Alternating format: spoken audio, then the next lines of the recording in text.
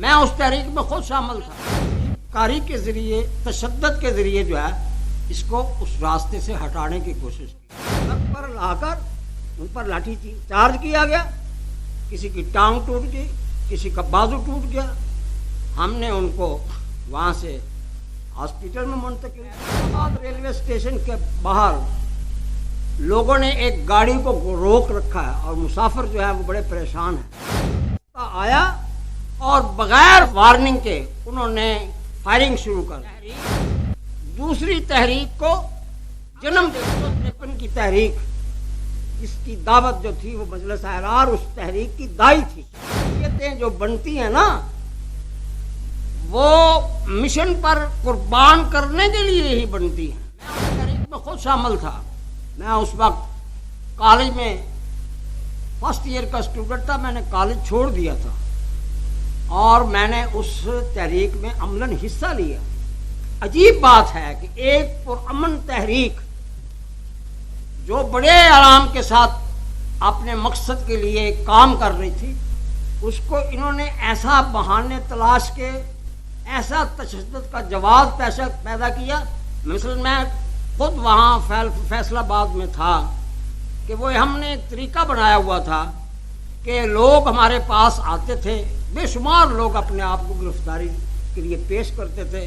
ہم ان میں سے کچھ لوگوں کو گھنٹہ گار لے جا کر ہار پہناتے تھے اور لاکھوں کی تعداد میں جلوس ہوتا. میں آپ کو بتا نہیں سکتا کہ وہ تحریک جو تھی وہ کتنی عظیم تحریک. یوں محسوس ہوتا تھا کہ جیسے گھر میں کوئی آدمی بیٹھا ہی نہیں ہے. تمام لوگ جو تھے وہ سڑکوں پر ہوتے تھے جلوس, اور وہ جلوس آرام سے جا کر وہ جو زئی کالج کے ساتھ جیل ہے وہاں تک ہم پہنچا دیتے تھے اور واپس آ جاتے تھے. میں آپ کو اس واقعے سے بتانا چاہتا ہوں کہ کتنے منظم طریقے سے اس تحریک کو انہوں نے تخریب کاری کے ذریعے تشدد کے ذریعے جو ہے اس کو اس راستے سے ہٹانے کی کوشش کی. ایک دن ہم 10 بجے کے قریب تھے, ہم گرفتاری کے وہ رضاکاروں کہ ہمیں یہ اطلاع پہنچی کہ جن کو ہم نے گرفتاری کے لیے آج پیش کیا ان کو سڑک پر لا کر ان پر لاٹھی چارج کیا گیا. کسی کی ٹانگ ٹوٹ گئی, کسی کا بازو ٹوٹ گیا. ہم نے ان کو وہاں سے ہاسپٹل میں منتقل کیا. اب آپ بتائیں کہ دوسرے دن پھر CID کے ذریعے اپنے آدمیوں کے ذریعے وہ جلوس جو تھے جو بڑے پرامن طریقے سے اپنے راستے کو اختیار کر کے گرفتاری لینے والوں کو وہاں تک پہنچا کر واپس آتے تھے, اس کا دوسرے دن رنگ ہی تبدیل ہو گیا تھا. لوگ غضبناک ہو گئے اور پھر اپنے CID کے آدمیوں کو اندر جلوس میں داخل کر کے ان کے ذریعے پتھراؤ کیا گیا. اور پھر یہ سلسلہ یہاں تک پہنچا.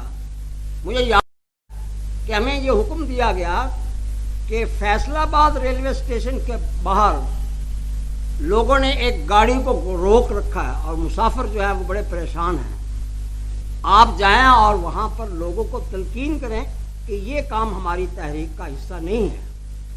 وہ ہم گئے رضاکاروں کے ساتھ اور وہاں میں بھی شامل تھا.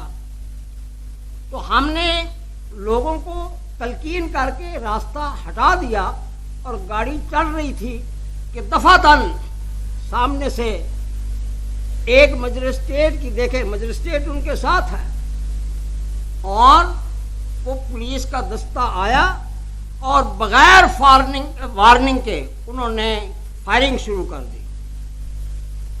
اور میں نے اپنی آنکھوں کے سامنے ان لوگوں کو دیکھا. اب آپ اندازہ لگائیں کہ ان کے اندر کتنا جوش اور جذبہ تھا, اور آپ اس عقیدت کا اندازہ لگائیں جو حضور اکرم صلی اللہ علیہ وسلم کی ذات اقدس کے ساتھ ان کو تھی. میری آنکھوں کے سامنے کا واقعہ ہے کہ جس کو گولی لگی, گولی لگنے کے بعد اس نے اس پولیس مین سے بندوق چھینی, پھر ہو گیا. تو پھر آپ دیکھیں کہ اس طرح سے تحریک کو ختم کیا گیا. اور تحریک جو ہوتی ہے نا, یہ میں آپ کو بات بتا دوں, ایک کبھی بھی کوئی تحریک جو ہے وہ ناکام نہیں ہوتی. تحریک دوسری تحریک کو जन्म देती है। अभी हमारे फाजिल बुजुर्ग कह रहे थे दोस्त कि इस्लामाइजेशन के लिए तहरीक चलाना पड़ेगी। तहरीकें जो होती हैं, जो बज़ाहिर नाकाम भी हो जाए, वो फिल हकीकत नाकाम नहीं होती। अगर 1953 की तहरीक, इसकी दावत जो थी वो मजलिस अहरार उस तहरीक की दाई थी, और ये सारा क्रेडिट अमीर शरीय को जाता है।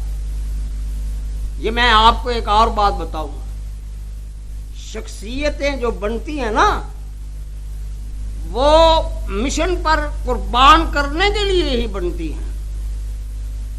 अगर आप इम्तिहान में शख्सियत को बचा लें और मिशन को नुकसान पहुंचा दें तो ये शख्सियत कोई शख्सियत नहीं। मजलिस अहरार इस्लाम के इन लीडरों की ये बड़ी खासियत थी जो मैंने कहीं नहीं देखी। मेरी इस वक्त 80 साल की उम्र है और मैं बचपन से इस लिबास से वाबस्ता हूँ, और जैसे जैसे मेरे शऊर में इजाफा होता चला गया, मैं अपने अकाबर का उतना ही ज़्यादा अकीदतमंद होता चला गया। अमीर शरीयत ने अपनी शख्सियत की कुर्बानी देकर अपने मिशन की तकमील की है। ये वो वस्फ है जो आज के लीडरों में नजर नहीं आता। लोग बड़ी मेहनत से शख्सियत बढ़ाने में अपना कुछ वक्त सर्फ करते हैं और फिर वो शख्सियत को फरोख्त करके दुनियावी मफादात हासिल करते हैं। ये मजलिस अहरार इस्लाम का एजाज़ है कि उसके बड़े से बड़े लीडर से लेकर उसके अदना से अदना कारकुन के दिलो दिमाग की किसी कोशिश में दुनियावी मफाद नहीं होता। मैं बरमला ये कहता हूँ, अपने दोस्तों में भी कहते रहता हूँ कि इस दौर में जिस किसी का जिस भी हैसियत के साथ मजलिस अहरार इस्लाम के साथ तल्लक है, ये उसके खुलूस की दलील है।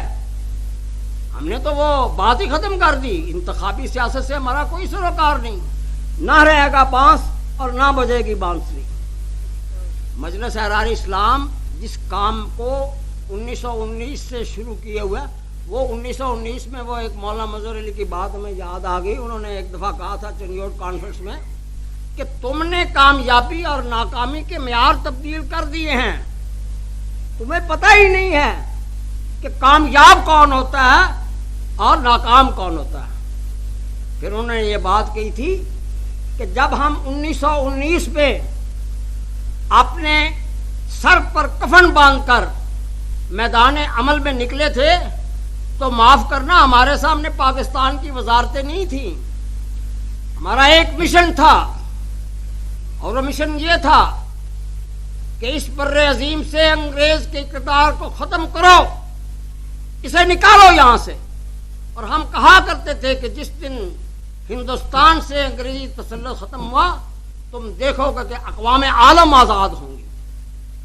और वो कहा करते थे कि ये हमें क्रेडिट जाता है कि हमने अपनी आंखों से अंग्रेज को यहाँ से रुखसत होते हुआ देखा है। और फिर भी एक तारीखी, ये भी एक तारीखी हकीकत है कि जैसे हिंदुस्तान आज़ाद हुआ, वो तमाम हिस्सा, वो इतनी बड़ी सल्तनत अंग्रेज़ों की जिसमें सूरज गरूब नहीं होता था, वो सिमट कर फिर उसी जगह पर जो जहाँ से ये शुरू हुए थे, वो कहाँ गया जहाँ जिस सल्तनत में सूरज गरूब नहीं था। एक एक मुल्क हिंदुस्तान की आज़ादी के बाद जो है वो आज़ाद हुआ, और ये क्रेडिट हमारे अकाबर को जाता है। फिर वो कहते थे कि हम उस वक़्त कोई पाकिस्तान की वजारतें चलाने के लिए नहीं हमने काम किया था, और बाकी रह गया ये वजारतें, ये चलाते रहो, अगर तुमसे ना चली तो हम फकीरों को दे देना, हम ये भी चला के दिखा दें कि ये कोई इतना बड़ा कारनामा नहीं है। आज के दौर में कामयाब वो है कि जो सुबह का नाश्ता तहरीक इंसाफ की घर से करे, दोपहर की रोटी जो है वो पीपल पार्टी के घर से खाए, और शाम का डिनर जो है वो जमात इस्लामी के साथ खाए, और सुबह को जो है वो जनाब नेशनल अवामी पार्टी में शामिल हो जाए। ये कामयाब। हमारे यहाँ ये मसला नहीं है। हमें अपने मौक़िफ़ की सदाकत पर यकीन कामल है कि हम जो बात कहते हैं दुरुस्त कहते हैं। और मैं बड़ा हैरान हो जाता हूँ कि हम बड़े बेवसाइल लोग हैं, ना हमारे पास कोई सरमाया है, ना हमारे अकाबर जो हैं वो गाड़ियों में घूमते हैं, یہ پیر جی کو ایک گاڑی لے کر سید طال محسن شاہ صاحب علیہ رحمت نے دی تھی، ہے جی، اور یہ لیتے بھی نہیں تھے پیر جی، بڑی مشکل سے قائل کیا انہیں کہ آپ گاڑی پر سفر کیا کریں۔ تو دیکھیں ہم کام کر رہے ہیں، جیسے کیسے بھی ہیں، موجود ہیں، میدان میں ہیں، اور اپنی پوری قوت اپنے مشن پر صرف کر رہے ہیں۔ اذان دینا ہمارا کام ہے، کوئی نماز پڑھنے آتا ہے نہیں آتا یہ ہماری ذمہ داری نہیں ہے، ہم تو اذان دے رہے ہیں۔